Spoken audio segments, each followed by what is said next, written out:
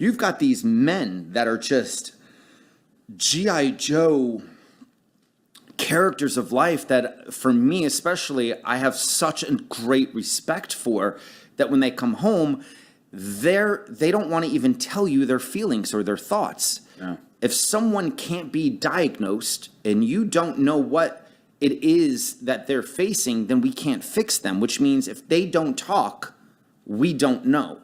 So what I've always found is that suicide always leads to someone not being able to be heard, and them having the ability, these veterans having the ability to want to even talk about it. Why would you want to talk about what they went through, what they saw? How many brothers and sisters that were lost in front of them? We watch movies, and when the movie's over, it's over. For them, their movie of what they went through plays in their head every single day and night and repeat and repeat.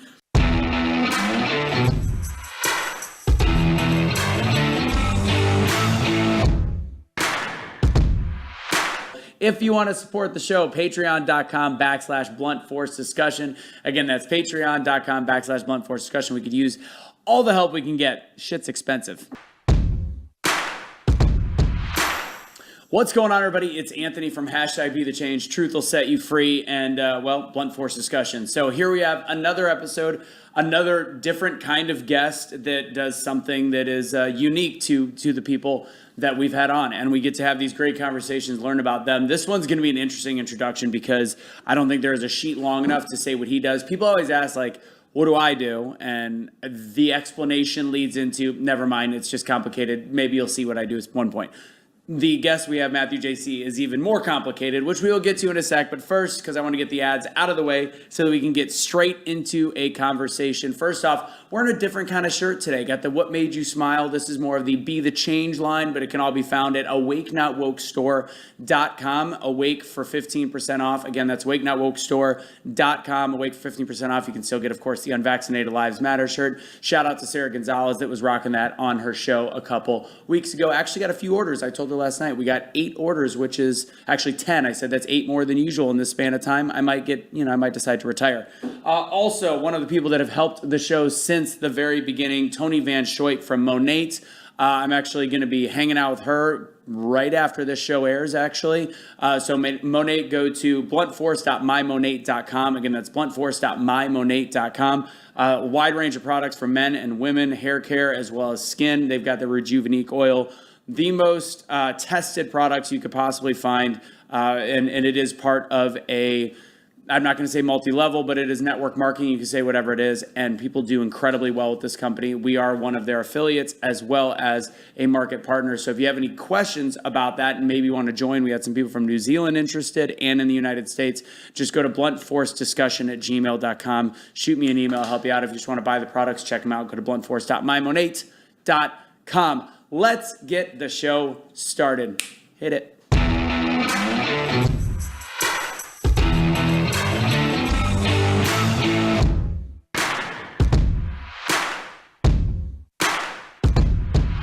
It will. Hopefully. Actually, the shot seat stuff you're going to like, because the don't get the shot seat, people are actually buying a lot of Dr. Artis products. Anyways, completely random. We're going to go and get the show started. Very excited to have this guest. We go back over a decade, but we've really never truly hung out. We just hang in the same circles. This guest he does so many different things. I've seen him. I know he wins Emmys, Tellys. I won 1 Telly, by the way. One. You've won like 33. He's the owner of 1307 Productions, Operation Rock the Troops, the charity. He is, like me, non-military background, but a patriot that serves our veterans and does the best he can to be a purveyor of truth. And I'm not going to do any more introduction because I'm going to ask you to do that because it is a laundry list. Matthew JC, what's going on, brother? How are you, brother? Doing good, man. Thanks for being on the show. It's going to be hard to fit it in the right amount of time because we have a lot to talk about. We've been talking for the last several minutes, and I'm like, all right, stop. Let's get the show started. Tell everybody all the different things that you do, musician, all the stuff. You know, I've done this for so long, literally over 30 years, that I can keep it short. I own 2 companies, or run 2 companies. I don't own my charity, but the charity Operation Rock the Troops, and then my film production company, 1307 Productions. I love making movies, telling stories, and inspiring people. and I use that medium through filmmaking. And Operation Rock the Troops, the quick of it, if you don't even know how it started, most people don't even realize it was 9/11. And I wanted to pick up my weapon, but my weapon of choice was my guitar. And I'm very good at finding how to get indoors and opening them up. And I literally called the Pentagon for a full year, almost every week. And so they finally listened to me when I said, you can send me anywhere in the world that you want, that no one else wants to go, if I can perform for our troops. And they gave me a call back and said, the Lieutenant Colonel Rose, so-and-so, I forgot her last name, at South by Southwest, and she'll give you 15 minutes. And the story goes, it only took me 7 minutes to sell her. Within 30 days, we were on a 30-day tour to the Pacific. No kidding. So, and we've now completed 7 world tours, 15 countries, 40 military bases, and over 1,000 shows. Wow. And that's like we said, we were talking earlier, like getting through the clutter of getting in front of eyeballs. Right. It takes work. Yeah, it takes, in 2003, there's no social media. Maybe MySpace just started. Yeah. Right. But even today, the one thing that I've realized is that there's opportunities always to sneak through the back door. Yeah. There always. It's just that if you're doing everything that everyone else is doing, you'll never find it. You have to do the things that are wrong to find the things that are right. Yeah. If you're not willing to fail, you will never succeed. You have to be so comfortable in failing. That is the only way to ever make things work. Yeah. And that's a lot of no's. You were a door-to-door salesman for the Pentagon on the phone. Well, the best part about it is, and a lot of people don't know this, and I guess I can start saying it, but I can only say so much, but our goal with Rock the Troops has always been since 2003 to land on a major network, one of our healing programs. And, back then in 2003, we were touring all over the world, unlike any local band. There was no other band that was doing as many tours as we were. Yeah. And then when we signed with the Pentagon after our first tour, I explained to them, because I can never keep my mouth shut, that they were wasting money. And so how many times can you call the Pentagon and be like, you're wasting money? And they listen to you. Right. And one of the biggest things that they were wasting money is we would arrive and the Dallas Cowboy cheerleaders or the LA Laker girls or whatnot, just like how they send, dance groups and troops over there. I was like, they were always a week before us, a week after us. I'm like, well, if you guys are concerned about getting women overseas to entertain with the troops, why not put them all on one stage and do a runway rock show? And they're like, well, what's that? I'm like, well, let me show you. So most people in Dallas always have known me as this guy that put on these crazy runway rock shows. And then from 2003 to 2010, we were drawn over 1,000 people. It was pretty well known, but everyone thought that's the only thing that I did. Right. But what we were... the way I knew you in 2010, by the way, Yeah. is when I moved to Dallas. I knew you through my buddy Les, Right. And I just remember how everybody knew you was. You played music, and you always had a whole bunch of pretty women around you. That's the JC All Stars. That's all I knew. That's it. That's how people knew me. But if you did come to the show and you paid attention to the words that I was saying in between the songs, the idea is that we would have 25 girls on our runway stage and all of that. But I was always trying to see which of the girls I could take on a tour with. Because when you're traveling to Turkey, Incirlik, and Ankara, or you're going to Greenland, or they've sent us to Diego Garcia, where I don't think most people even know where Diego Garcia is. I thought it was a dude. Yeah, right? You would actually, I'll tell you about Diego because most people don't even know about it. But you have to be able to be willing to travel to locations you've never been to. You have to act right, perform right, be prepared. You can't just bring the prettiest or coolest person. No. You have to bring the right person. So I always held these events to find the right people. But where in Dallas needed to perceive it as is they just needed to be entertained. Yeah. So that's why a lot of people always mistook me for a lot of that, because I never cared about that. That was like 5% of who I was. But there's a lot of hate like that, honestly. And I was never a hater. I knew. I had my haters. Oh, I know you did, because people would talk shit, honestly. And like I didn't. And it's funny now that we're talking about it, I'll bring it up. Like people say the same as me. I used to own a staffing agency where I was around promo models. Well, even my own girlfriend, it drives her nuts. She's like, "Oh, I'm sure you were." I'm like, "No, they were just around. I was doing my job, and that's just life." And honestly, from what I knew about you until probably in the last 4 or 5 years, I was like, "He's the party guy that always has girls around him," because that's also what other people would say, and that's factually incorrect. That's correct. Yeah. Or incorrect. Yeah, incorrect. Like, well, no, just kidding. But again, you have to play. Like I remember when I made this decision that I had to become a character. Yeah. And I'll be honest with you, it's definitely affected my mental health, and I can only admit this now 20 years later, that was the wrong persona of who I really am as a man. Yeah. But it was the persona that I needed to open up the doors for me to go somewhere different. I have yet to answer to another human being with a job or a career path since basically 2002. 2003 maybe, I forget, probably the start of 2003. Yeah. I don't work for anybody other than when I wake up in the morning. If I don't go out there and kill my own food, I don't eat. Yeah. It's just that simple. And the way that I knew people would look at me was back in 2003. It was like put girls on the stage, but the girls that came on my stage were like genius in the women of promoting worlds. You know, I mean, don't get me wrong, just like musicians, you have good ones and you have bad ones. Right. But the ones that stayed with me, I am still friends with 90% of the people that have ever taken the stage with me on our big shows. Yeah. They're still in my life. I can That sounds like my line. You know? Yeah, my girlfriend's like, sure they are. I'm Right. like, I'm friends with, like, I've never done anything wrong. Like, I've never been wrong. I've always respected everybody, and at the same time, they knew that I was, as much as I'm fun, life of the party. It's you got to get to business too. There's a point to this. Right. I'll be honest with you. I don't even think that. Like I was never the life of the party. I'm not the guy that got drunk all the time. Yeah. I've had my nights. Yeah. I don't do drugs. You don't have to be the life of the party and drugs. drink. Yeah, I don't do any of that. I would stuff. never be the black. That was why honestly, that was one of the reasons I was the life of the party, is because I was able to drink to a decent amount and always be the one that was still leading the crew. Like I was always in control of the circumstance. I've definitely had my one or two shows where I made a mistake, but those one or two shows taught me that if I'm not aware and I'm not leading by example, then the example is always going to break down. Right. So, and it is what it is. But it never fazed me or bothered me because, again, the shows were always a means to an end. They were never the reason why I was doing it. They were just a part of the facet to get to the end. Yeah. But the whole point of all of it was so that we would have a TV series on a major network. And in 2014, I took those 6 world tours, everything, and I made a full-blown movie of it. But then the Pentagon canceled about 40% of what was in it, like a lot of the interviews that I did with the troops all over. They wouldn't even allow it. Because I didn't realize at the time, again, it's a different time frame. You couldn't show some of the interviews because maybe there was like a satellite in the background or a positioning in the background. There was no Google Maps at the time. So you couldn't show all of the footage that I was showing. And so I had to remake the movie, and I made it about my life to try to inspire people to be like, listen, man, I've never been the greatest singer. I'm not the greatest guitar player. I'm not the greatest in anything in the world, but I'm great at trying. Yeah. I'm great at failing, and I'm great at always doing the same thing over and over again without being insane with a purpose. My music was always supposed to be for somebody else. That was the only way I was ever going to be successful, if I did it for somebody else, not for me. And that's what it was. So in 2014, we launched the movie. Launches on Comcast, Prime, Hulu.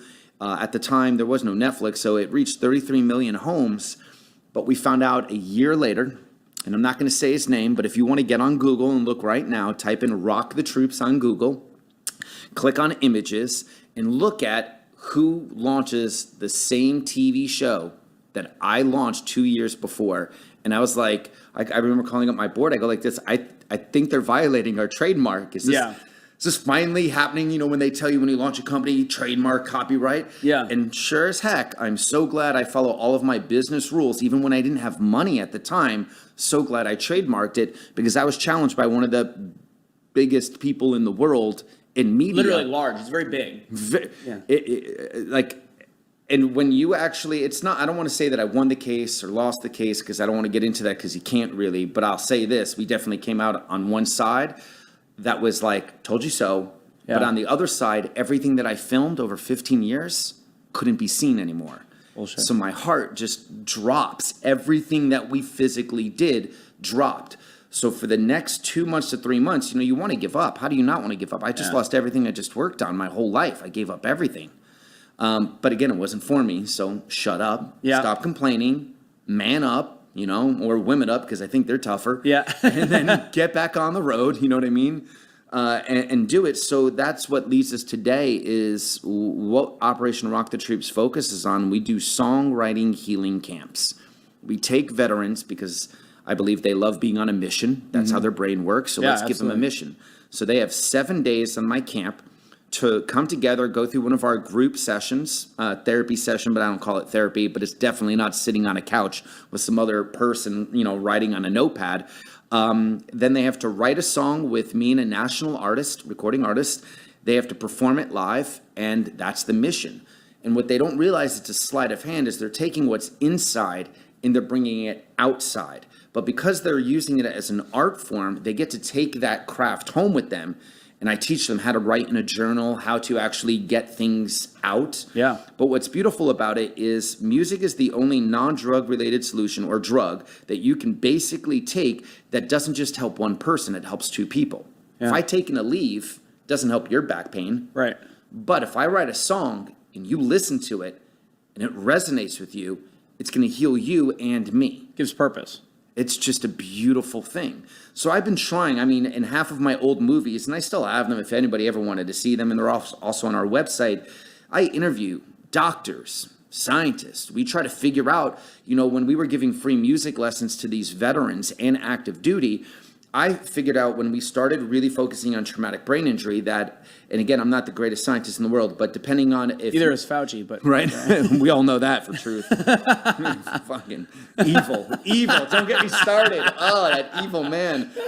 But, when you have your traumatic brain injury, whether it hit the left side, back your brain, right side, it affected a different part of your brain. So if you have short-term memory loss, long-term, you're having... different kind of episodes depending on what your injury was, we would teach you a different instrument. Yeah. So if you have vertigo because of your brain, I was going to teach you how to play drums because I'm going to make you use 4 limbs. If you're having short-term memory loss, I'm going to teach you how to play guitar because I want you to be able to remember what you're playing. If you have long-term, I'm going to teach you how to write music because that songwriting craft is something that happens over a long period of time. So I wanted to show this. No one ever believed me. So I figured, let me shut my mouth again and let me go prove it. And I'm going to film it. So right before COVID, this is after 2016, 17, when my world felt like it was destroyed, I pick my boots up and my pants up like a big boy and I go back out there and we film 4 of our songwriting healing camps. We did 2 in Ireland, 1 in Alaska with our good friends in Battle Dogs, the charity, and then we did 1 in Dallas, and then COVID hit. Well, when COVID hit, there's no music, there was no live shows, which meant there was no donations, no nothing. March 15th, the day the music died. Second day the music died. Yeah. It died in a totally different way, probably in a worse way than before. Oh, I agree. Because it literally died for everyone. Yeah. So I started editing the movies. So right now you can go to our website, operationrockthetroops.org. I think they're going to have it up this morning because we just relaunched it this morning. But we have a crowdfunding up because we're going to start to raise money. But I finally launched the proof of concept of everything that you hear directly from the veterans, how music helped them, healed them, and where they are today. Because listen, proof is in the pudding all the time. Here's the video. Here's the proof. This isn't me feeding them questions. And you could talk to any of these veterans without me, because that's one thing I've learned in the charity world. If you get too big, we all know what's going to happen. Someone's going to knock you down. Yeah. But if other people pick you up, then they can't knock you down because it's not your words. It's from their words. So to me, it always mattered what the veteran said, never what I said. So I'm going to spin the conversation over because it's like you said, like other words, and this is completely out of the other side we were talking about earlier about social media. You avoid a lot of social media, and you've actually come to my defense a couple times on posts. It's always easier. Sometimes you do your own, you get in the arguments, and then you have other people chime in, and you don't even go much on social media, but a couple times you did some really nice drops. Like, instead of being, because there's people come on and be like, you're a libtard, and I'm like, that's not getting us anywhere. You always have some pretty intellectual and intelligent responses. And we said, you're never going to win an argument on social media. Right. I think that's very true, but like you said, you need other people to say things, and that's why I think certain influencers or video is very important. Like Cashley Kelly was the guy that I did a lot with Truth Will Set You Free and Be the Change in the beginning. Black guy, ex-gangbanger. Find me an ultra-leftist white liberal that's going to tell him something that he doesn't already know. Right. So I think it is important to have, just like you said, in a completely different conversation, to have other people that build you up and have to say the things you can't. And I think in social media, and I'll ask you the question again, how is it that maybe in a social media argument we can actually create change in other people? Change sometimes doesn't have to come from the argument itself. It comes from understanding who you're talking to. Mm-hmm. I think we need to learn to agree to disagree socially. That's simple. Yeah. It's okay if you don't agree with me. And the best example I can give is we all watch sports. You can choose your favorite team and I can choose my favorite team. But the one thing we have in common is we love the sport. So if we're going to argue about politics, I'm super glad, even though I disagree with you, that you care. So let's start this conversation that we both care. Now, let's start the conversation with what are we trying to prove? Not just that what's in your mind is right and what's in my mind is right, but what did you say and how did it make you feel? And I want to acknowledge that, listen, I acknowledge what you're saying and I feel what you're feeling. I feel this. Man, that's cool. Thank you. That's all that conversations need to be, in agreement that's okay to disagree. If we could reteach, if anything, we could teach this to our kids. That's what we need to do. Yeah. It's okay to disagree. Yeah, I have would be the change, the initial way we had the conversation, because you look at the whole Black Lives Matter and then you've got the All Lives Matter group, and I'm like, and I get it. But that's not the way to engage in the conversation necessarily. Like you said, you meet them someplace and listen, be like, I get it, you care, and I care. So it was always one of these things like, all lives matter and Black Lives Matter were like this. Like when Right. you say that, you're just throwing fuel on the fire. Whereas Right. if you can take it and just listen, be like Black Lives Matter, and just kind of meet the empathy, take it in, listen as much as possible to the point where you can take a beating until the other person is willing to maybe open up and listen to what your opinions might be on the subject. And it really is just an empathetic way of having a conversation. First off, you bring up a great point. First off, I'll start off by saying, I don't care which way you go. Yeah. But what I would say in that conversation of all lives versus Black lives is the problem with that discussion was that, yes, Black Lives Matter. Absolutely. Yeah. But now let's have the conversation that I maybe don't like the company Black Lives Matter Right. and how they market. But that won't come out if I put that on social media. Oh, yeah. And when I say all lives matter, I'm saying that until all lives matter, then no lives matter. Right. So yes, Black Lives Matter, but I don't maybe like the charity is what some people were. Which, by the way, they stopped collecting money in February. Is that what happened? I don't know enough. We just talked about it on Truth Will Set You Free last night, because we were looking at it, because remember the whole Act Blue thing and all the different stuff surrounding, and then you got Patrice Cullors in her homes, and I had Chad Jackson on a couple weeks ago. We talked about the failures of Black Lives Matter.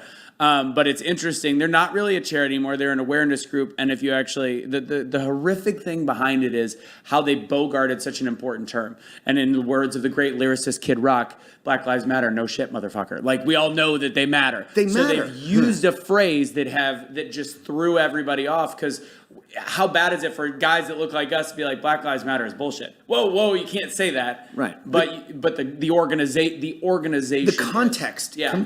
This is, again, what happens with social media. Yeah. There's no context when I say that. Nor does anybody want to. I mean, how many times can we go on social media and I can say, I love strawberries, and someone go like this, what the F? You don't like pears? Okay. Like, what am I talking about? That's none of that. Like, why are you always, it is, and I hate to say this, and I'll bring this one up. It's like, and I don't know this, so if anybody else knows it, always feel free to chime in on however we're doing it, right? But I know, or I feel that when you look at China, here's a little switch, right? Yeah.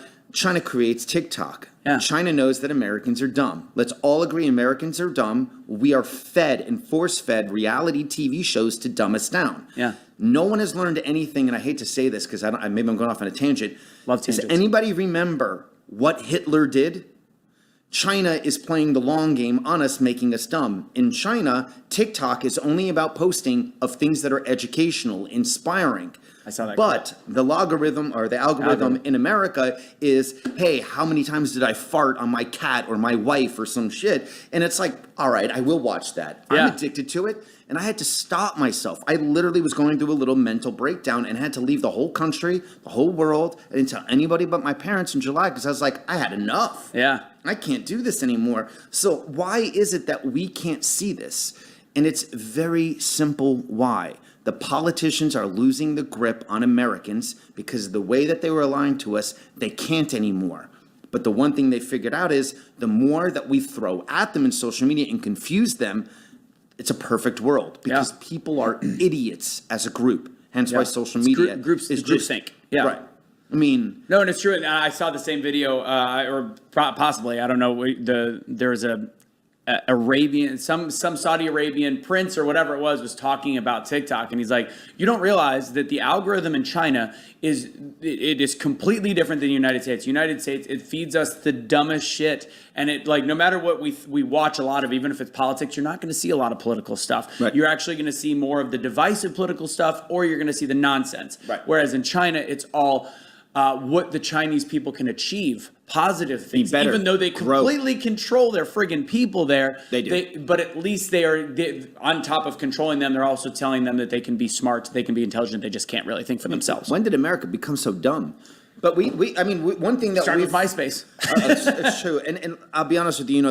I bring up Hitler, I bring up Nazis. These words that we're so fearful of saying, especially in today's world. That if I say I like one president, I could be considered racist out of nowhere, out of complete context, and all of these kind of crazy things. And I'm like, man, let's go back on history. One of the things that Hitler specifically did when, the Great Depression kind of comes in, all of a sudden, Hitler was trying to run to be in power since World War I, and he keeps losing and losing and losing and losing. And then after the Great Depression, he's like, why do we have to pay people money that can't even control themselves? Right. And he starts it. Now, if you think about that, end of the 20s into the 30s, he starts teaching all of the young people in Germany something he wanted to teach them. So when the timing was right, they would be of age. Or switch. It's happening right now in America. Make us dumb, make us dumb, make us dumb, to one day we're screwed. Right. And what was the one thing that Hitler did? He created, there was no social media back then, right? Right. But what did he did? He hired a female director, and she actually is the one that created what we call in the film business the hero shot, where you shoot down up. Yeah. And he shoots him down up, and they put it in movie theaters all over Germany, which is their social media. Yeah. Because that's how they got their content. And he created all of these speeches to look exactly like this, and then repeat. Then people just, with their cognitive dissonance, just accept it. Yeah. And that's how one of the things, it's a long-term game. This is exactly the war that I feel that China is playing with us. Yeah. I don't know how we got disagree. into China, but that's and when you sit here and you think about it for a second, so all of those arguments on social media are bullshit. And if you don't understand that higher level that we're all losing, me disagreeing and agreeing with you does not change your life or my life. None of it. Not at all. But if we can accept that we're being screwed with, then we can start to change the world. Yeah. So you've been traveling all over the world. You were Iceland, and we'll talk about that. Well, I want to do a shotzi pretty soon because might as well start drinking early in the show. It's not early. It's 5 o'clock somewhere. Early in the show. Usually I wait for 40 minutes. It's not noon. Who cares? What do other countries think? And you've been traveling during the Trump administration, during Biden. What do other countries and Obama and George Bush? Well, I think the view of the world, and maybe I'm wrong. You can tell me way better. The view of the world on the United States of America changed drastically at the beginning of Trump. Would I be wrong in saying that? Like the way the world looked at the United States of America? I think it's a trick question because you would have to look at a couple different variances on that. The way that the world looked at us is the way that the world was reading about us on social media. In our own. When I was traveling, right? When I was traveling overseas, and I would sit down with people, I would have great conversations with different people that they're like, "Oh, we didn't know that." I'm like, "Well, how could you? Yeah. You're only getting it from sources that are lying." Can we all just agree? CNN, MSNBC, Fox, all of them are all controlled by whoever it is. We all know there's only two major networks that really run all of the networks. We all know they're feeding the money into the politics, which means they're all getting the same. They're all getting the memo saying, "Hey guys, this is what you have to touch on." Project Veritas has exploited a lot of it. Everyone knows this, but no one wants to listen to us because again, they've created their cognitive dissonance. I love saying it, like everyone sees the world through their own stained glass window. Yeah. And we can't go in and change one glass in that window and change the color so they can finally see because it's programmed into their brain. Right. So there is no way to change that. We just showed an article. We just showed a video. There's a woman that worked for the UN that talked about climate change. And she's like, we found something a couple of years ago when we went in the search bar. We searched climate change, and there was all this disinformation. So we've worked with Google to make sure that we are purchasing the search engine so people will get the information that we make sure they want to see. And we own the science. She literally said this in a video, and people don't find that alarming because they're like, well, she knows what she's... The science. She said, we own the science. Who owns something that, as Fauci would say, changes daily, which actually is a factual statement. It literally changes. It's insane. It was insane to see her say that, and for people that's the UN. Right. People should be absolutely aghast at that. Like that to own the science. I couldn't even. I'm like, am I really? Is this real life? And then climate change is fascinating because the doomsdayers have been wrong every single time for 50 years. Wait, what was our last that VP? What's his name? Al Gore. Al Gore. How many times has this movie been proven wrong over and over and over again? Yeah. Is climate changing? Wait. The hurricane that just happened in Florida. Climate change. Climate change. So you're saying no hurricanes have ever hit Florida before? And that is not even in the top, I think, 20 or 30 in wind speed. And you go back to the 1930s. None of it makes sense. Listen, according to everything, the Green New Deal and all these other things, when people talk about climate change, and if you want to talk to me about climate change, point one is talk about China. Because if you're going to tell me about emissions or this or that or what happens, talk about China. Stop China first. Forget the cows in America. Yeah. Okay? All right? Let's go. Let's go to the source. So then be mad at China. Yeah. All right. Other than that, don't talk to me about climate change. Because if you don't care, when you go to the UN and everyone's talking and little girl over there started talking about all that stuff. She didn't mention once, we need to stop China. No. We need to stop even India. Because you can't say that. And when I say that, it's because of the population. Right. I mean, and also the fact that they and that was why the Paris Climate Accord was such a failure for us to be in. Not because they don't care about the environment, but because we're allowing other countries to have a delay that it puts us in a position that in the 30s, they are going to be able to continue because we're leading the world. They're going to be able to continue to do things while we can't. It will destroy our economy from the ground up, plain and simple. Agreed. So to me, it's like if you're going to start a conversation, I'm tired of like, oh, thank God we changed plastic straws in California. Yeah. And now we have the other kind of straw, whatever it's made out of, but still in a plastic cup. Yeah. And it also disintegrates in your mouth. I don't understand. And yeah, to end the conversation about the other countries, and we can even come back. I know we didn't talk much about it, but like, like you said, it's all based on what our media says, and I think if I'm right, it seems though yesterday, which would be a couple weeks ago, Trump is actually suing CNN for almost $500 million on defamation. Now you can talk trash about a president, 100%. You can say what they're doing wrong, but he's talking about he's got a laundry list of when they called him Hitler, when they called him racist without proof, which technically can be considered libel and also affected the thing. I think that's more than valid. Like Biden, I'll talk shit about Biden, but I'm never going to say, without bringing up a clip of him saying you're not black unless you vote for me, I'm not going to just blatantly say he's racist. Right. Even though How is that statement not racist? Right. Yeah, that's a racist statement. In context, again, the proof would be if Trump said it, it's a headline for 3 weeks. Yeah. And here's the thing. It's like we can have this is another thing that makes people so uncomfortable. I can have a conversation about Trump and not say that I support Trump, but I can say enough for you to go, well, that is true. Shit, I never thought of that, but you won't. Because if you look at it and you look at CNN right now, name a network that has literally fired every single one of their top people. Has Fox fired Hannity yet? Tucker yet? No. Any of these people? Even Megan, who has now shifted all over and has her own show. What I love about her, she's like, man. She's like, I didn't like Trump, but holy shit, what is going on right now? It's just none of it makes sense. No. And if you don't sit here and go, wait a minute, I would like to doubt my government. How could you doubt the government? Because in 2016, you told me to doubt voting. Yeah. But in 2020, voting was perfect. Yeah.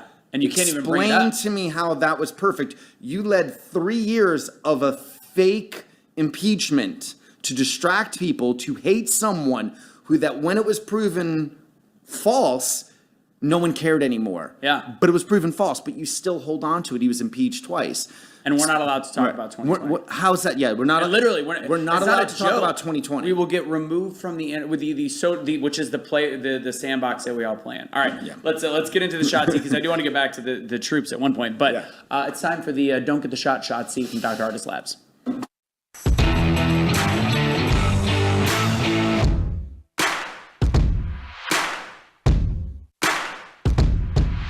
Can you hear him, Joe? Is he good? I know his voice carries like mine, but I see it's a little distant from, but, okay. He sounds like me. We project quite a bit. I'm a MC, he's a musician, so. We're gonna do the don't get the shot seat. If any of you guys don't know how this works, that means you don't watch the show. Shame on you. I'm actually gonna I wanna test my blood sugar too. So I got a new blood sugar monitor on my side, totally unrelated to Dr. Artis Labs. So I've had it for 24 hours. My girlfriend's a big fan of the checking the blood sugar, even though she's super skinny. But we're like, oh, let's get her shot. She's also got mild lupus. But anyways, turns out for the first 24 hours, I'm showing as though I'm diabetic. My resting blood sugar is really high. I'm like, that doesn't make any sense. So we'll see. Actually, let's do it right now. We're going to play a little game. What are we drinking? This is great question. So we had Bond Breaker for a while, but this is Brothers Bond. It's I still think Bond Breaker is my favorite. I never You had guys it. would just sponsor the damn show. Let me see if I could test the blood sugar real quick. Let's see what we got. Check glucose. Just scanning over this thing. 102, so I'm getting closer to range. It's just taken forever. Maybe it was calibrating. I don't think I'm diabetic. Man, technology's crazy. Yeah, I know. So this is, I have to be clear, not the shot. It's a shot seat, but we just sip it. So cheers. Oh, cheers, brother. I appreciate you.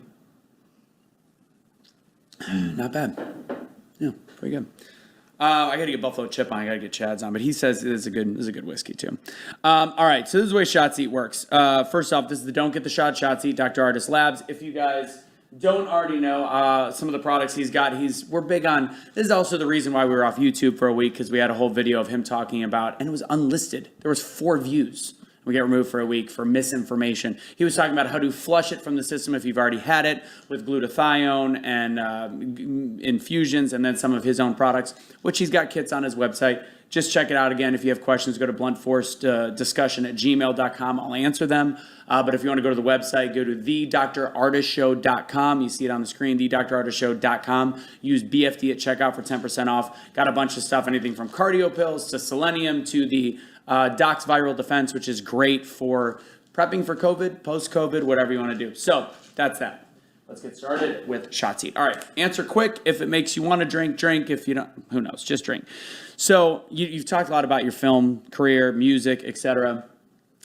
You also went and got a accounting and marketing degree. I do indeed. Has that paid off for you? I'm running my own business for the last 22 years successfully. Would you suggest people today, do you think people should or should not go to college, or is it circumstantial? I think it's dependent on the person and what they want to do. I feel like when I went to college in the 90s, it was different. That's what we were ingrained to do, you know, go to high school, go to college, graduate, get a job, get married, have a kid, repeat. What? Yeah. I guess I got somehow to 46. No one gave me the memo. I was like, am I supposed to get married yet? Yeah. Am I supposed to have the kids now? Meanwhile, I've been to like 40 countries. So it's a choice. Everything is a choice. But if you're going to go to college, my best solution to anybody that wants to go is don't worry about figuring out what you want to do for the rest of your life. Though some people know. I got the accounting degree, not because I loved accounting or numbers, but I knew that I wanted to run a business, and I didn't want to have someone else mess with my numbers. Yeah. So if I don't know accounting, then I don't know business, no matter what my business is. I'm a big math fan. I think That's math why I did. That's why I went and got an accounting degree. Did I graduate with a great GPA? Hell no. But you learned But enough. I learned. It's not even about, it's about getting stuff. Like Right. I went to art school and I was nowhere near the top in my graphic design class. But I was able to articulate my work, and I went into speaking. There you go. Yeah. I'll finish with this one. Someone said, well, why didn't you go into film school? And I go like this. If you want to know the trick of running a great film production, it all starts with your line budget, not the camera. So that's accounting. That's incredibly valid. You brought up something I wasn't going to ask, but you said it. You're 40. I don't even know if you say your age, but you're single. 46. You say it. Okay. I don't care. Okay. We're not a chick. And you're single, and you said like this. Do you and Bess? I know dating has always been hard for me. I've never been married. I'm in a 2-year relationship. We were always around pretty women. Did that make it very difficult for you to date somebody seriously, or was it more the travel? I'll be honest with you. Matthew JC, the character, and Matthew, as my mom would just simply call me, 2 completely different characters. I've been in 3 awesome relationships that always stopped around year 2. I'm big into accountability, and I know that I messed up a lot. Far from being perfect in all of those beautiful worlds, but I know who I am now. I think I have known who I am for probably the last 2 years, I can say comfortably. Yeah. But I would say it's the last year that I really figured out what I want to do for the rest of my life. And if that's true, then I'm sure a lot of other people, when we hit this midlife crisis they talk about, I think it takes people longer to understand who they really are. You know, someone asked me, why haven't you been married? Well, shit. Why haven't I been divorced? Right. That's a better question. That's a better question. My dad had multiple sclerosis, and I most of my relationships ended at 6 months. I know that's really short, but I always had a reason. Like, to me, I'm not going to waste my life. And I see a lot of unhappy married people. And until I find the right person, which I believe I found now, it was, like you said, I mark my success on not being divorced because I was not I did not waste the life that I could have had. So, let's see, favorite country you've ever been to? That's a trick question for me. First off, love Italy. Will always love Italy. Italy. To me, it doesn't count. So besides Italy being my top number one, I just came back from Iceland. There's nothing like Iceland. The only thing I think that will come close to Iceland is possibly New Zealand.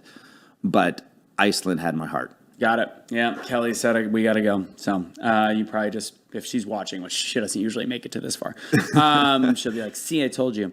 So this one is for your friends because I know this, you know this. What do you have to, because right now nobody would know watching, what do you have against sleeves? Sleeves? You always wear the cutoff shirts. So I'll be honest with you. How did that start? I'm learning as I start to do these podcasts run again, you know, as I'm starting to promote everything. I will be honest. I am horrible when it comes to style. Yeah. And when I started being in a band in 1993 and 96, the first style I came up with is like, I'm just going to cut off my sleeves. That's it. That's my style. But that's how I recognize. So, I mean, it worked. It's like I rock the mustache once in a while. It's a style. I can't grow facial hair.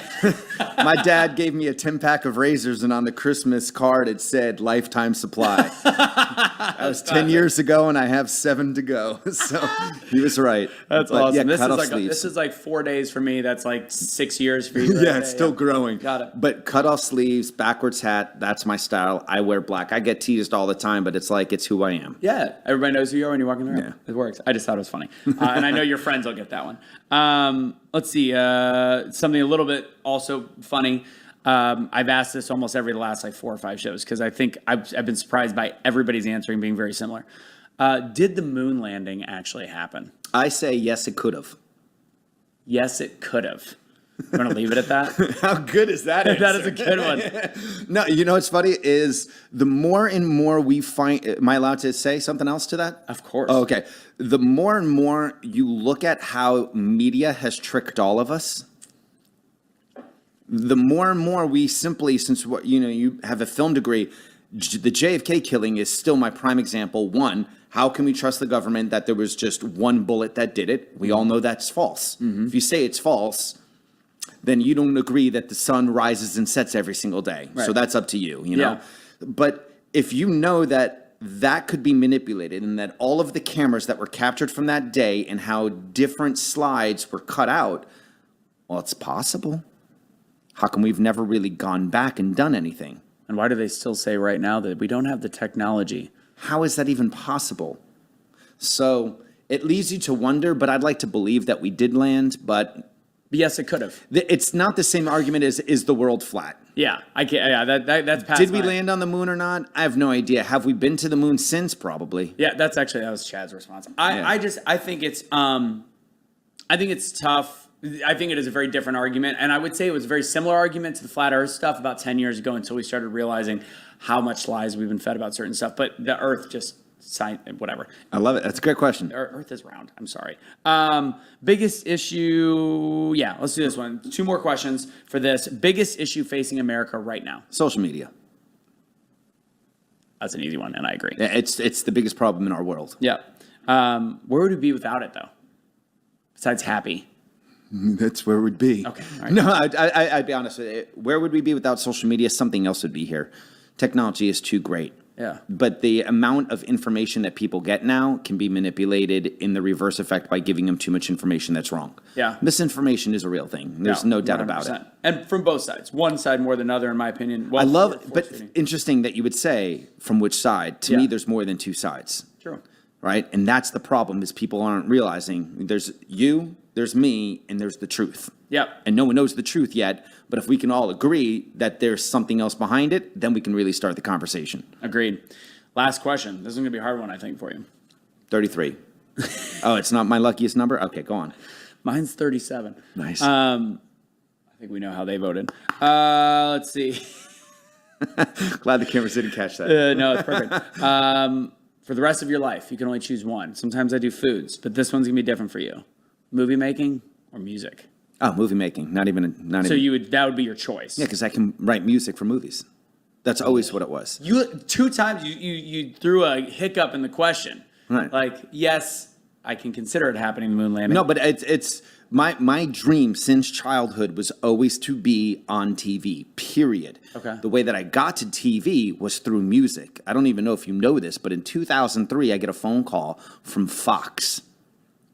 And I land on a TV show called Paradise Hotel, which is still the longest running reality TV show that was filmed in real time. Okay. And that TV show, I knew they were going to cast me as the long-haired rocker who wear, guess what, cut-off sleeves and leather pants, was that I was the only one allowed to bring a guitar or an instrument onto the set. And I knew on film sets, if music is played, it can't be a cover song, because that cover song would then have to get royalties. Right. Yeah. But I re-signed my contract on the reality show so that I own all of the copyright, all of the publishing, all of the songwriting, everything.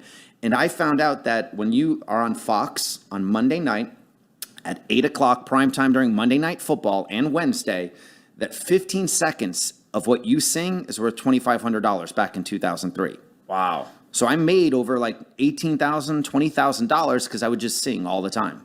I would just talk to you and I would sing. I'd be like, I wrote that. That's a melody. I wrote that. And you fill out what's called music cue sheets. Every episode has to have a music cue sheet from, 00000 to, if it's, an hour-long show, they have to fill in every single second.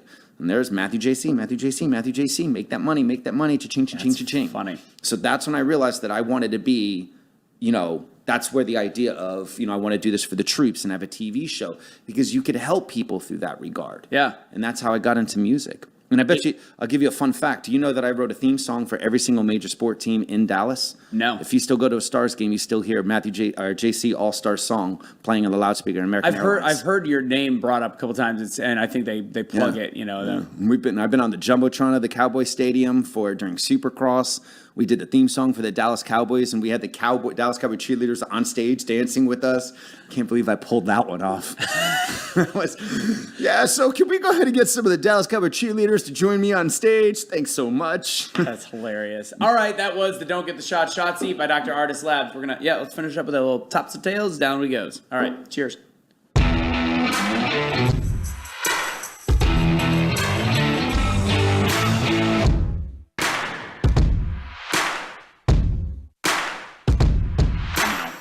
Like, it was just like, I don't know what it was. And if like the tequila? Yeah, it was tequila. And I don't mind tequila, but it was like the second show we did together. Like, you could see him like in between like full senses.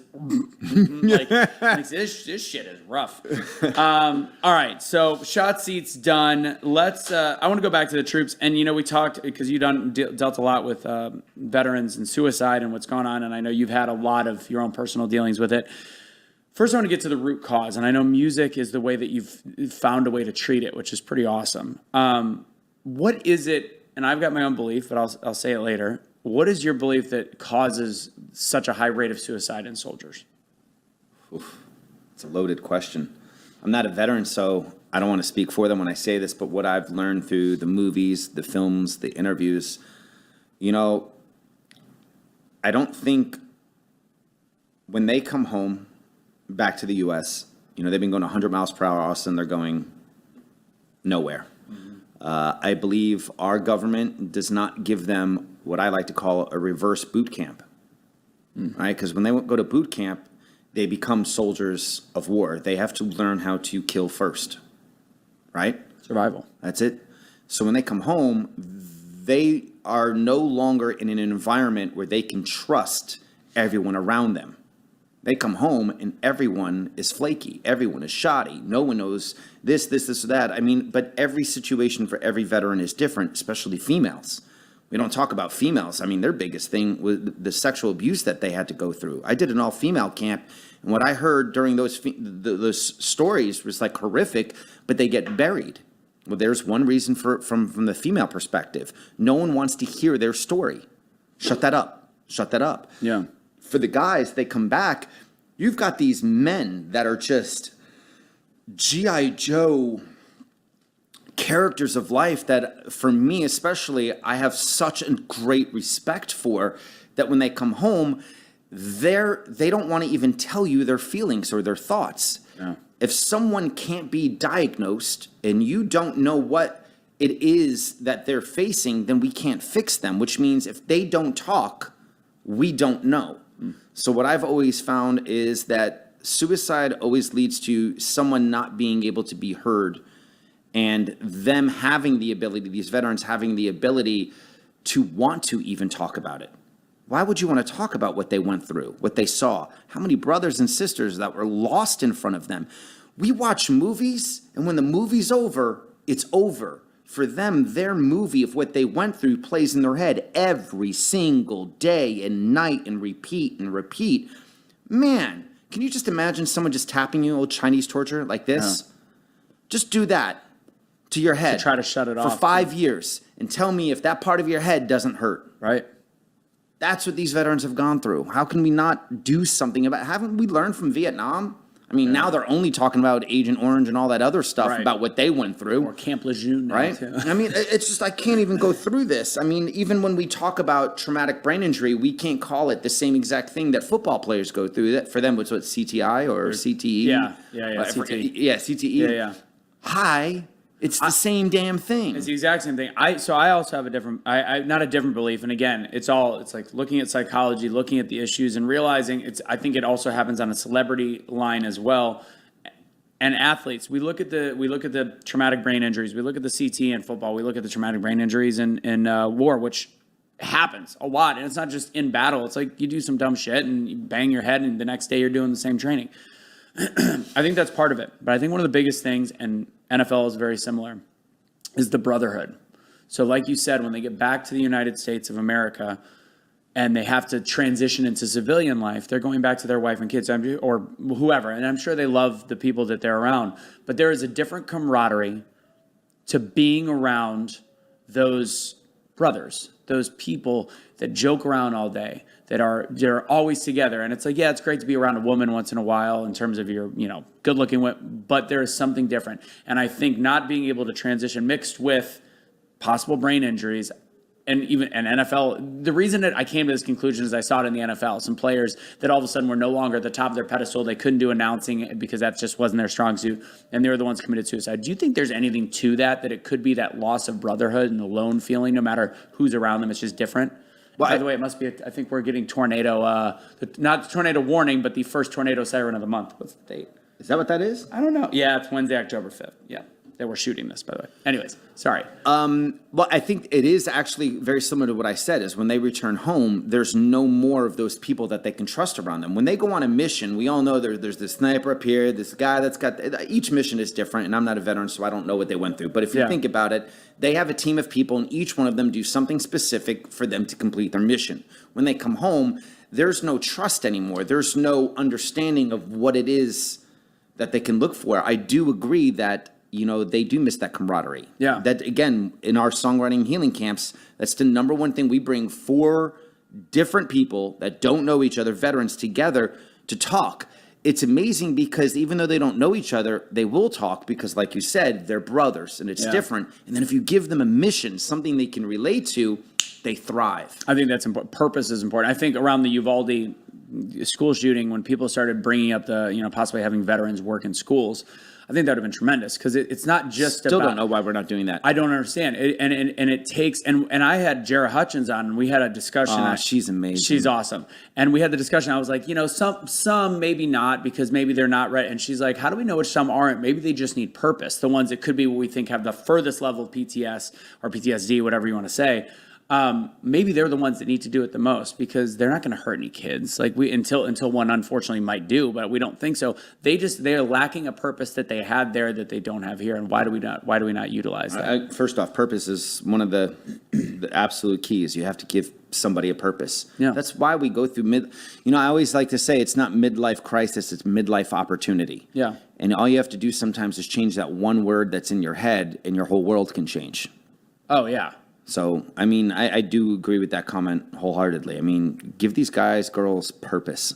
And that's why, that's why I think motivational speaking right now, despite all the clutter in the world, I think people listening to the motiversities of the world and whatever it is, I think it's huge because I think people need it. That's how some people turn off into silence. I think some people need to hear the David Goggins. They need to hear the Jocko Willinks, like to find purpose in their own life. I think it's huge. I think that's also why Tony Robbins' business has skyrocketed since the beginning of the pandemic, skyrocketed digitally. So you do a lot of stuff. We've got our Area 52 TV, which is, I think last week we did over 40,000 strong watching that one. So kudos if you're watching from like the Florida area.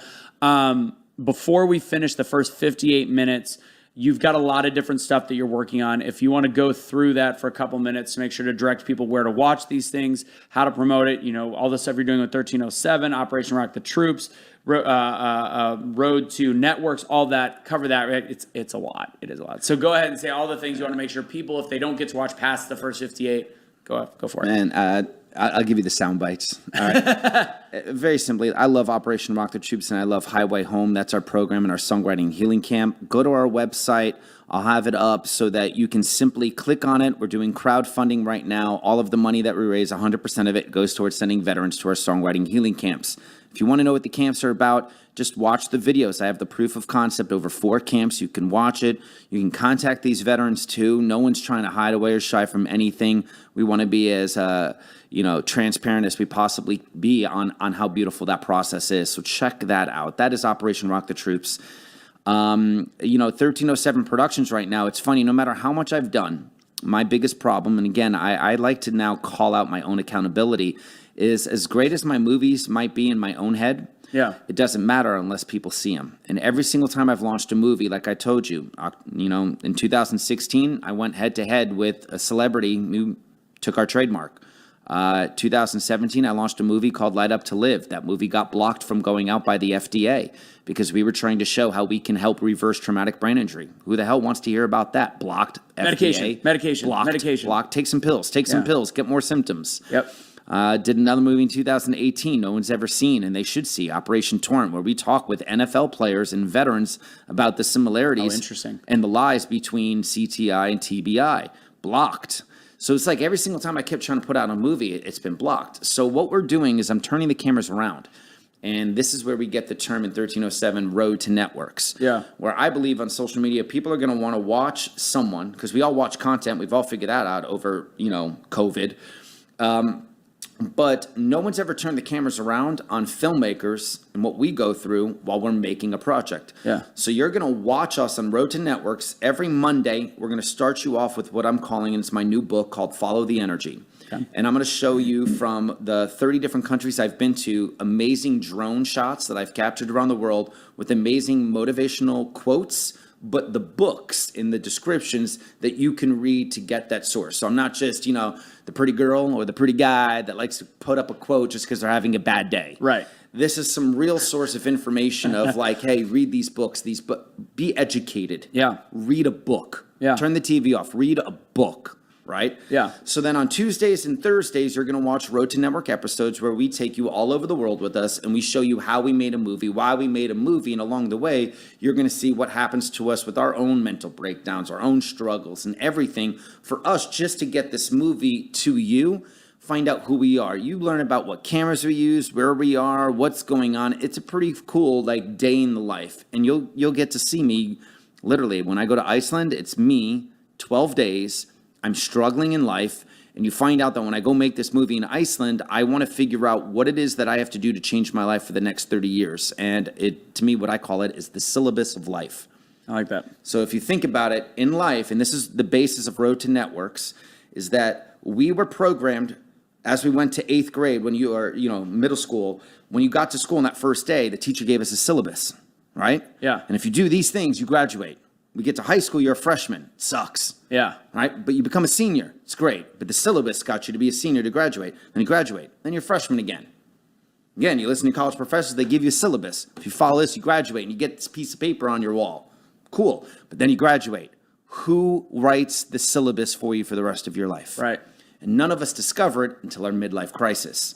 We don't have to wait to your midlife crisis. You need to learn how to write your syllabus for life. Yeah. And then follow it. And what do? You reach your goals. That's purpose. I love it. So you're going to find this discovery through my Road to Networks concept, because you're going to watch me once again get back to a network. What does that even mean? No one even understands. We just turn on Netflix and don't even realize it. How the hell did these 500 people on the Lord of the Rings, Game of Thrones kind of staff make this movie? What happened on these sets? Yeah. We see little clips, but I want the cameras to turn around and who is this director? What was happening to them when they made this or that? I want people to see my life story, but not just my life story. The people that help me tell the stories I want to tell get there. What's the link what's your actual, because for people listening on the podcast, what would be the everything is 1307 Productions. 1307productions.com. On our YouTube, it's going to launch on the YouTube page, but I will say you will get to see one of my new series. I don't know if you knew about this. This is one that's beautiful.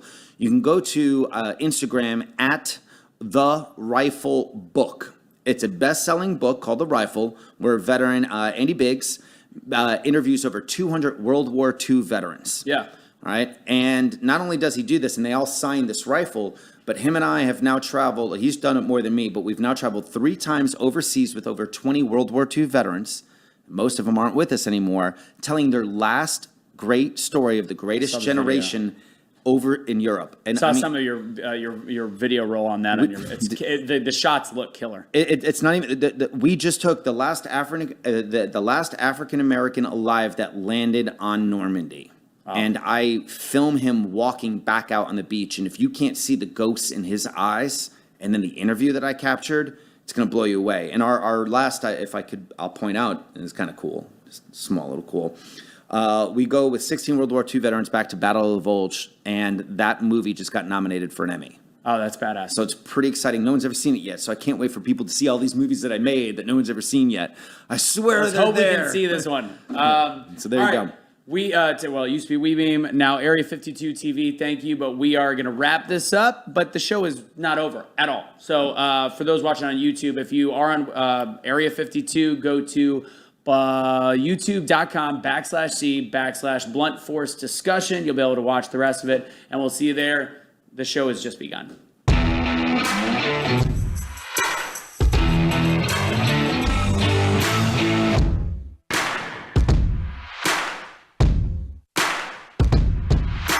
Oh, I'm sure. And there's a cool technology out. I saw them doing Holocaust survivors, and I think they might be doing it with World War II veterans pretty soon. Dude, I interview a German, or let's call a spade, a Nazi Tiger tank commander. Wow. Okay. I interview him for 30 minutes, full in Germany. He's 98 years old. And one of the 16 veterans that we're with is the guy that blew up his tank in Battle of the Bulge. And 75 years later, they meet and find out. Like, so can you imagine being in a tank and it blows up, and 75 years later, you meet the guy that blew him up? And obviously he survived. What happened in that conversation? Did they punch each other? That's what I filmed. No, you know what? You know what's funny? Yeah, I'm sure at this point, American shook his hand. He goes like this: "I'd rather shake your hand as a friend than an enemy, and the world needs to know what was right and what was wrong." And I was like, "Oh my god!" It made the headlines all over Germany. Yeah. But again, no one's seen the movie. Do you speak German, or how did you do the? No, we had his grandson was the interpreter. That's crazy. Yeah, that's badass. I'm going to ask you about traveling on Veed. But anyways, now that we're back on this little final spot, the BFD hat, you're officially a BFD, a big effing deal. So I know you're going to wear it backwards, so people behind you will know. But yeah, so there's your hat. Thank you for being on the show. But we've got a few more things to talk about. We talked about the issues with vaccination, and you've traveled all over the world even since I guess since COVID started? I mean, it took a little bit. How difficult is it still in this right now to travel unvaccinated? I haven't literally seen one spot in the world that talked to me about vaccines. So the United States is pretty much the only one still talking about it. I think other people talk about it, but I mean, I've been to 4 different countries in Europe, never got hit with a vaccine question. There were still people that you still needed to do a COVID test, but I don't know about anybody else, but sometimes it just feels like everything's fake. Because when I'm over in Europe, it's like up the nose. Okay, you don't have COVID. Yeah, nobody cares anymore. In America, I'm like, it takes 48 hours. Why are they doing it in 24? What's the difference between this stick and our stick? And no one's talking about it. Makes no sense. None of it makes sense. Yeah, that's very To this true. day, none of it makes sense. You've done let's just stick on this topic because you just gave that story, which is insane. The World War II story. You've got 20 years of inspirational content, some that most people can't see. You've had some great stories. What, if there's a story besides that one that you just told that sticks out the most inspirational, something that was kind of like changed your life, changed the trajectory of your life, hearing other people while you were behind the camera or directing, producing, whatever it is? What can you remember? What would be one that you can remember? I would always go back to the World War II. You know? Is there any other one besides? I mean, besides that one, so the number 2. The number 2. The number 2, honestly, would probably be this Iceland trip. And again, being very honest. And I'm learning how to be honest and not just be this fake character that you see. When I went to Iceland, I was really going through a midlife opportunity. Yeah. And I realized that, I'm 46, so let's say I have another great 30 years till I'm 80, per se. Not that I hope I live past 80, but 30 years that I can still do things. And that was really hard for me to swallow. So before I went to Iceland, I flew home. And home for me is in Connecticut. And my dad is 80 years old. And I sat down and turned the camera on my dad. And I asked him the questions that, you want to ask, like, what's your definition of success? If you can go back to 1950 when you were my age, 1960s, what would you do different? What do you? And I asked my dad all of these questions, and his answers, just still today, he is my Marvel superhero. And I can't wait for people to see what my dad had to say about what it was, because it was because of him that when I went camping in Iceland, a lot of people go to Iceland and they do what's called the Golden Circle, all right? And that's, you go to Reykjavik and you go around and you see like the 4 or 5 major sites, which is good. I went around the whole ring circle, which is around the whole island, but I made sure to not stop anywhere specific. And if I needed to camp out, I had a tent on the roof of my little car. And Did you buy the tent out there? No, you rent a car that has a tent on top of it that just pops up. No shit. Oh yeah, and there was no. I mean, the sun would go down around 11 o'clock at night, and it would be back up by 4 in the morning. Did you get to see the Northern Lights? Northern Lights are usually more in the wintertime, so you don't see in the summer. But I liked going in the summer because it was a little bit warmer. Yeah, there was definitely some cold days up there. Yeah. Oh, fun fact: you ever see Eurovision with Will Ferrell? Oh yeah. I went to Husavik. Okay. Because I love that movie so damn much. And I went to Husavik and I filmed in the church. I did the whale watching. I went to every location. And I 100%, if you don't know this, I think people should know this. Elves do exist. I'm Matthew JC. I said it. I believe that elves exist in Iceland. I literally was looking around. It turns out that in Iceland, of their 350,000 people-ish, or maybe a little bit less, that live there, over half the country believe that elves exist. And no way. Oh, absolutely. Absolutely. There's not even a question. But they're not little elves like in, Christmas movies, and not elves in Lord of the Rings. Elves could be anywhere from 1 foot tall all the way up to a regular person. But the elves arrive when anybody comes to manipulate their culture, their landscape. So if someone's going to come in, as an example, to build a hotel that just feels like you're going to ruin our landscape, elf houses start to show up and pop up. And it's happened, I think, over 3 major times. I don't know the exact story. One of the Icelandic guys was telling me the real story. 100% of the time that the elves' houses show up, their construction will start missing paperwork, or the engines don't work. And whether it's people going in there and messing with something or whatnot. Adding to the folklore. Literally, the folklore is true that the elves will stop that production.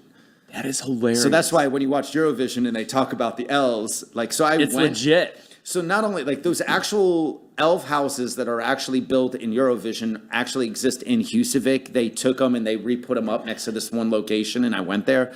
But when I was driving around, you can honestly find elf houses in the and I even droned it, deep in the mountains. elves exist. Matthew J. Hey, C. I'll take it. 2022. That is honestly, I gotta ask Kelly what her. I mean, she was there for like 5 days. I gotta ask her. And just to nerd out just for a second, Oh, just to call you myself nerd out, all you want, yeah. you can't see this, but this ring is literally the Lord of the Rings ring. I am a nerd. You are okay. That's fair. I've read the books in the early 80s before I ever knew a movie would come out. And if I ever get married, my wife, whether she loves me or not, but she would if she ever said yes, but maybe that's why I haven't been married, will get a wedding ring with elf in scripture. So I was a late adopter to the Lord of the Rings, and I ended up loving them when I watched them. Like, I can't stand Harry Potter. I'm not a Harry Potter. I'm not a Harry Potter. I liked Chronicles of Narnia. I thought it was very like, I'm not a huge. I don't love the Bible. I think the Bible is flawed, even as a Christian. I just think it's there's too many politics that rewrote it. But I like the actual stories behind it. I thought Chronicles of Narnia and then Lord of the Rings had a similar vibe to it. But I waited until all of them were out, and then I watched the first two all the way at home, and then I went to see the last one. The weird thing was I was on a date. It was like a third or fourth date with this girl who was very cute. She was a little shorter, and it was the first time I met her family, which was way too early anyways. Like, it was just like post-college. When was it, 2000, or I was still 2004-ish is when the last one came out. Her family were elves. They were all under 5'2". Like, it was the weirdest thing. I'm like, I'm watching this movie with little people, and there she, and I'm like, and I'm 6'2". I'm like, nice to meet you. Nice. Right. The brother, the sister, the father, the parents, and she was the tallest one, and she was 5'3", 5'4". I'm like, what the fuck is going on? You're the giant. I'm like, you're in the same room. It was weird. And we didn't date much longer after that. Turns out she ended up becoming like this high profile doctor, like perfect family and kids. I was like, well, that might have been my miss. But Kelly, I'm very happy to be with you, of course. I know you're not watching this far in. All right, so. I have one last thing that I'll say, that if you ever want to bring me back on the show and anybody ever wants to talk about my favorite topic in the world. Yeah. And one question most people don't understand is, where did 1307 come from? Let's talk about it. Okay, 1307. Yeah. Friday the 13th. Okay. So October 13th, 1307, where the original Friday the 13th came from, is about the Knights Templar. Okay. So if you don't know, do you know anything about the Knights Templar? The Knights Templar, is that, I mean, we still talk about that now. I think even Dr. Artis talked about it. Is that, it's like the people that oversee the world of some kind? Oh, I like where you're coming from, but no, that's not true. What is a Knights Templar? Is it a nerdy thing? So I'll try to be basic. There's a lot of, I hate to be wrong about a topic that I love the most, so I'll give you some general information. The Knights Templar were basically the Marines, if you want to call them, of the Pope. Okay. Yeah, no, we did talk about it. Okay. And they were basically, if you ever watched the Crusades, the Templars were the guys with the white tunics with the red cross. Okay. But they were, in theory, they were the only ones that the Pope said, you're allowed to kill people for me under God. Yeah. Because basically everyone back in the day wanted to protect, guess what, Jerusalem from Islamics, the Islams that were basically coming in and trying to fight. Right. So most people don't even know this, but the lore of the cultures of Judaism, Islam, and Christianity, all three of our major religions start on Temple Mount in Jerusalem. Yeah. So how do three different religions from three different cultures all start on the same exact mountain? Someone please explain this to me. And the lore is basically, they were told by King Solomon to go underground and discover. And after many years, 7, 8, 9 years, whatever it is, no one hears from these specific knights. I think it was like 7 or 9 knights.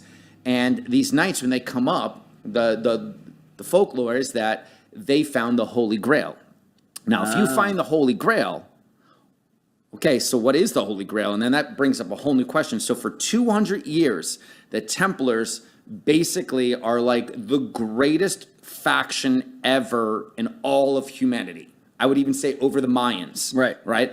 They're the ones that create our first banking system. Yeah. Because when you want to travel from England to Jerusalem to the Holy Land, well, how do you do it? And you remember the old wax, of course, with the signatures. Yeah. So you would go to the Templars and you'd say, "Hey, I'm traveling over. Give me this," and they'd fold it up and give you a wax. So when you got over there, you give them the fold and wax. They'd give you your money. So if anyone robbed you on the way, no one could take your money. They'd be right. Banking, so that was the first early banking system. But they were monks. So when you were about back then in that day to 13 years old with your family would be like, okay, so you're either in the farm business with me or your college, so to say, is to become a Templar. They created all of the churches, the architecture. They created the agriculture, which was huge. Yeah. Because if you don't have agriculture, then you can't really make money. You can't. Did they feed do the people, you irrigation can't- system? They were the geniuses behind a lot of what happened back then. I'll say this. Okay. But the story goes on October 13, 1307, King Philip of France and the Pope decide that, well, we basically owe them so much money. Why don't we just tell the whole world that they're the evil people? And let's go kill them, the greatest massacre that ever existed, right? Now, the massacre exists on Friday the 13th, 1307, but on October 12th, it's theoried that over 17 ships leave Europe with the greatest treasures in the world, supposedly with the Holy Grail.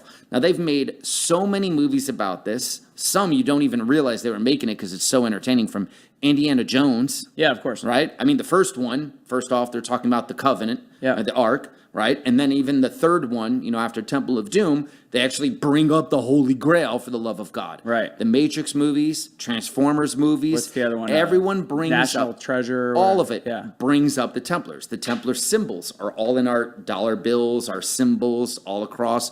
We've all seen it 1,000 times.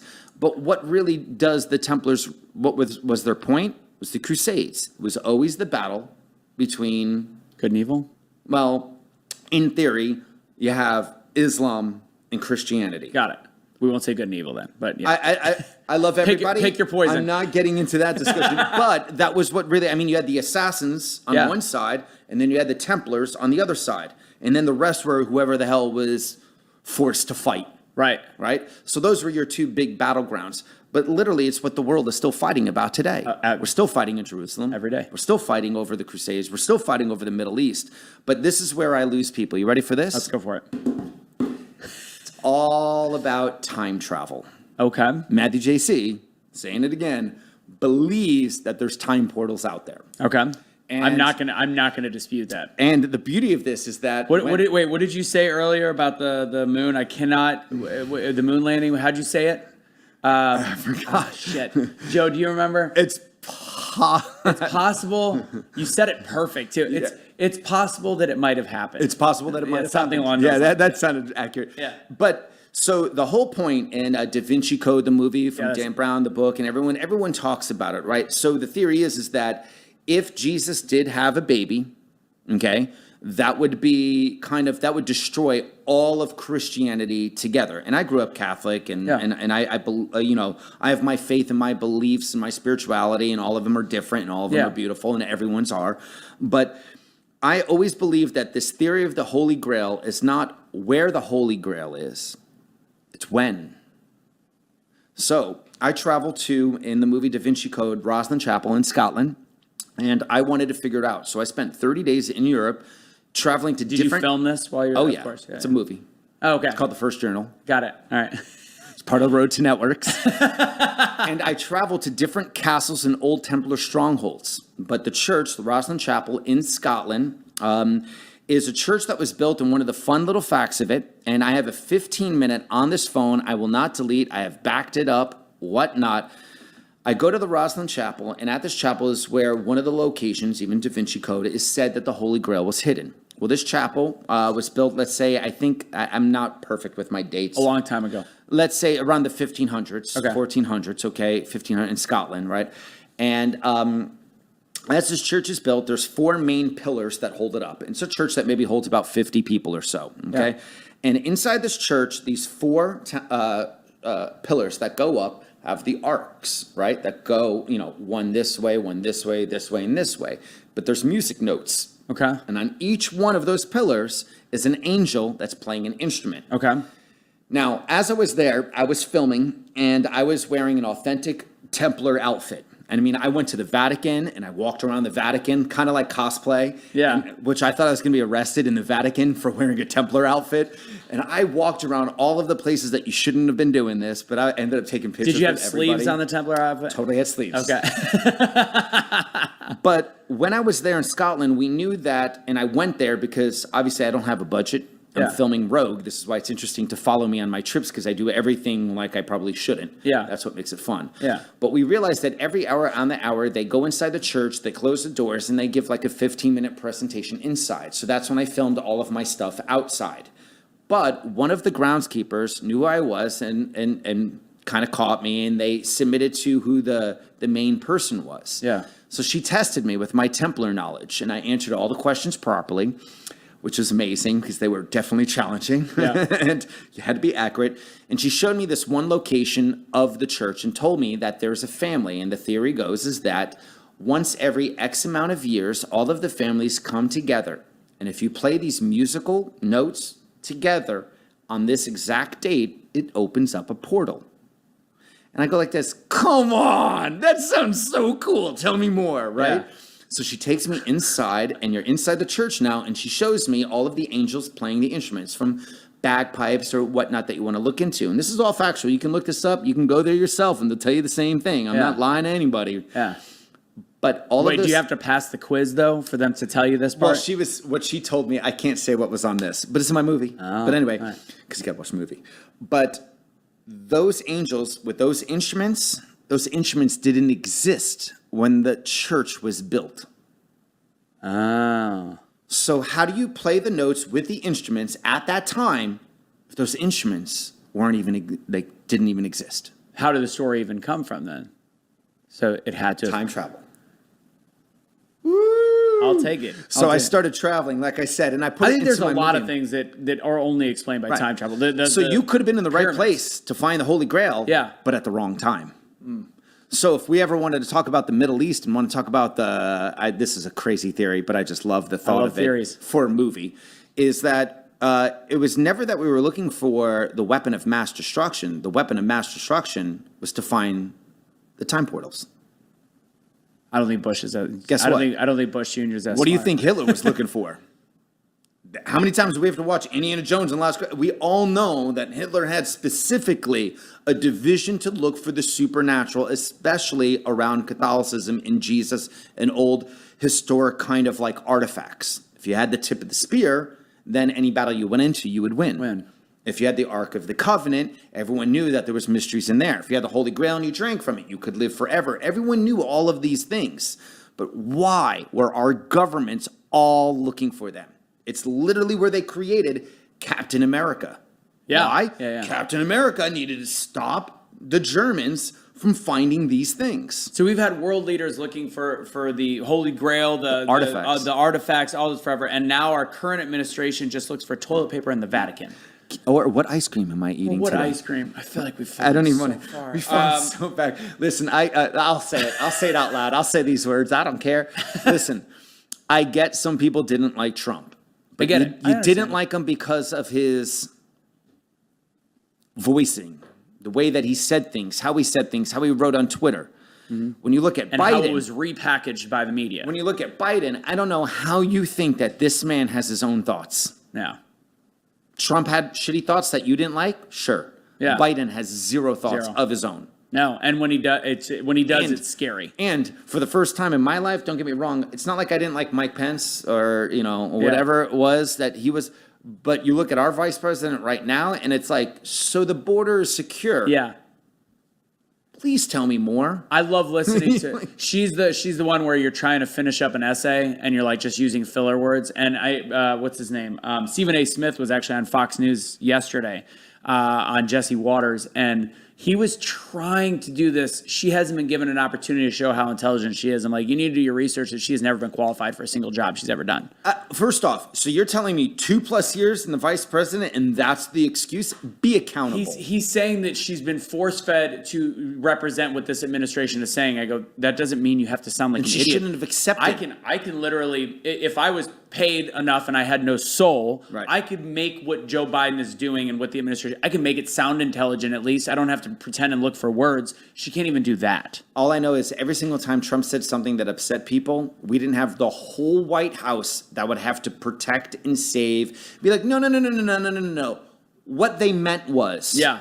The only thing he did that Why doesn't he just say that then? there was one thing leading up to the election. I was like, shit. He went golfing, and in the morning he reshared a tweet that had a bunch of people in like a rich white neighborhood yelling at each other, like liberals against Trumpers, and the Trumpers were yelling back, and he only looked at the first 10 seconds, and the people in the golf cart were being awesome, and then they started going as a joke, yeah, white power.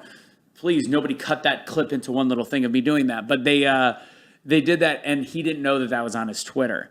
And I'm like, and they could, and I think he's the only one that has access to his things. And I'm picturing the White House that day, like, get a hold of Trump, get him down, Right. Get him. Before we end, there's a big question because I watched a few of your videos and movies that you've done in the last couple weeks before we were doing the show. And I know, like you said, with music healing, look at what the VA does, and even with CT, all the different, like with pills. Knowing a little bit about the VA, just from my dad did serve, kind of. He served, but he was in Paris, France during Vietnam. He got very lucky. He was with like Rockefeller kids, even though he was poor. How corrupt is the VA? It's a great question. Again, I'm not a veteran, so I can't speak to it, but I can only repeat the things that they've said. Yeah. If the VA is telling you to take pills, I don't know. It's just disappointing. There should be no reason why half these veterans should be on 8, 9, 10 pills. Yeah. Stop giving them pills. Stop giving them pills. And it's extremely disappointing when the VA will literally, how is it? It's something said that if you go to the VA and you tell me of a traumatic brain injury, they will then lie and say you can't prove where you got your traumatic brain injury. Same thing they do in football. We don't know if your traumatic brain injury happened to you when you played in college, not the NFL. We don't know. It's the biggest scapegoat lie. Do I believe people in the VA that work in the VA want to do good? Yes. Agreed. That I'll 100% agree with. Do I believe that the VA should be fixed? Yes. And I'll say this to all presidents. No one has done enough that they need to do for the VA. Right. And there's a reason for it. There's not It enough will money. expose them. Oh, that too.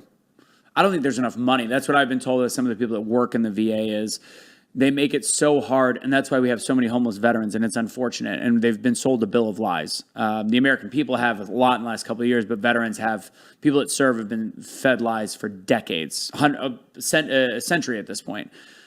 If everybody collected the benefits they deserve, it would bankrupt our country. So they set it up so difficult That you can't. that you can't. And I know people that work there that are like, the rule is no matter how correct something is filled out, if it's the first time they send it in, it's automatically rejected. Like, how ridiculous is that? So if you've got people that are already battling these illnesses and the PTS when they come back, and you're now telling them that they don't get it, a lot of them are just going to give up. And they don't have enough employees to make sure that they get the help they need to keep refilling it out because there is not enough money. How screwed up of a program is that? And how can we just continue to, I have an idea. What is it? I'll end it with this. Is the idea that I have, that, we all sit here, and when a presidential election happens, we have to sit there and watch first the primaries, then they choose who they want, and then we have to watch those debates of, one side or the other side debate. Mm-hmm. One, what I would love to see more than anything is a stripped down Congress and a complete revote of everybody in Congress, and there's got to be terms. We all know that. We've talked about that. Yeah. The other thing that I would love to see that I think would squash a lot of it is that you need to now show up, if it's going to be Trump and Biden again in 2024 as an example, all right? Then Trump and Biden, when they get selected, have to choose then and there their complete team of people.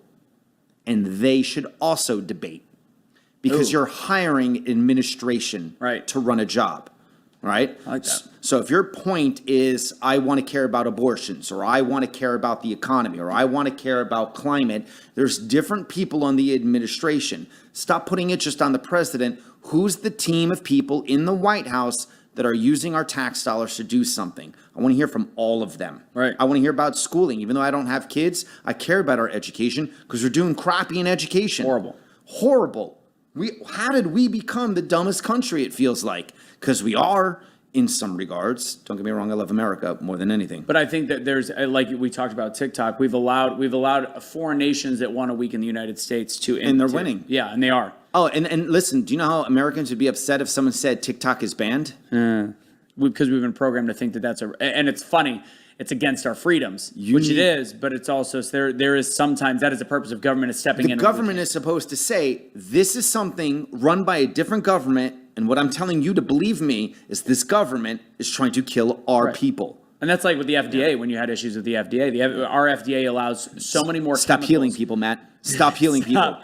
Well, to you specifically, and then to the rest of the people, our country doesn't realize that we have more pharmaceuticals and banned substances in other countries in our foods than anywhere else in the world by a astronomical Grant Cardone 10x version.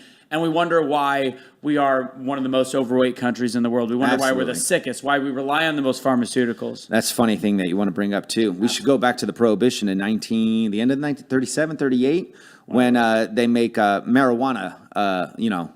A drug. Yeah. To the point of, and look, if you go back to it, you'll find out who they put into place in the administration to do it. Right. It's literally when all of a sudden preservatives come around. Exactly. And when all of a sudden America starts to figure out, well, what's cancer? And who owned them? Rockefeller. All of this stuff.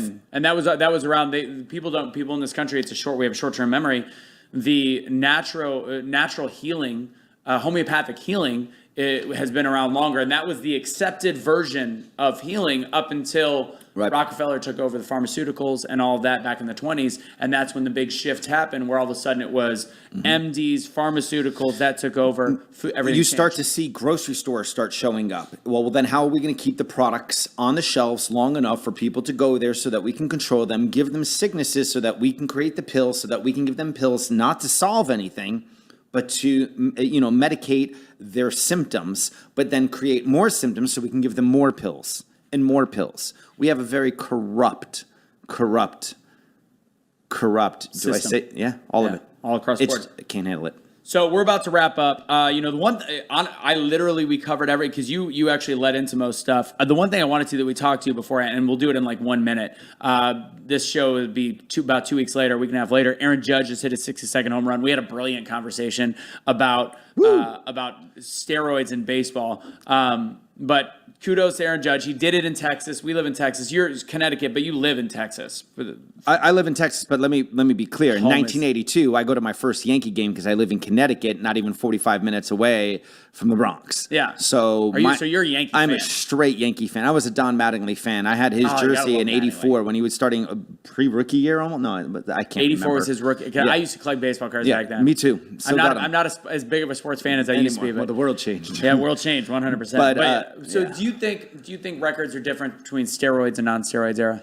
I mean, it's the same thing even in the MMA, which I know probably more about than I do about baseball. But at the end of the day, there's always an asterisk, and let's not lie about it. Yeah. But I will also say this to an athlete. When it comes to baseball, like I said before, you're hitting a round ball with a round bat. Tell me the steroid that increases your accuracy and your swing power. Yeah. Now, I get it, steroids give you more power, but really those steroids that they were supposedly using were for recovery. Yeah. So if you think about it, if you get into your 100th game and you're tired, you may not be swinging as hard. But if you're on those roids, you might be able to. So it's a different kind of question. It's a different kind. And also, this day and age, there is legal supplements that have recovery that is... It's agreed. And also, Judge looks like he's a super... Don't get me wrong. I don't know what Bond is. Let's all agree that the McGuire and the Sosa era, when they were competing, was just fun TV. I'm going to tell you, I'm a Cardinal fan. I was at 62 and I was at 70. That's pretty badass. That's pretty badass. but I got to give... I picked it beginning of the season. I looked at because we shared season tickets. We get 10 tickets a game, and I did like home run here. I just went through the whole schedule, and I go, September, I think it was 8th, and my birthday's on the 7th. I was like, that was the game I picked. That was the one he hit. There's one thing everyone should start talking about more than anything, and it's not just the roids. It's the fact that Babe Ruth, Maris, and Judge were all on the Yankees. All Yankees. All American League. Let's 60, give 61, it up 62. for the Yankees. That's all I got to say about that. I'll give you that. All right, we're going to end it here with the last thing. I respect you on one level that I didn't mention yet. And I watched, because you do raise a lot of money for charity. You do a lot of different events for the veterans.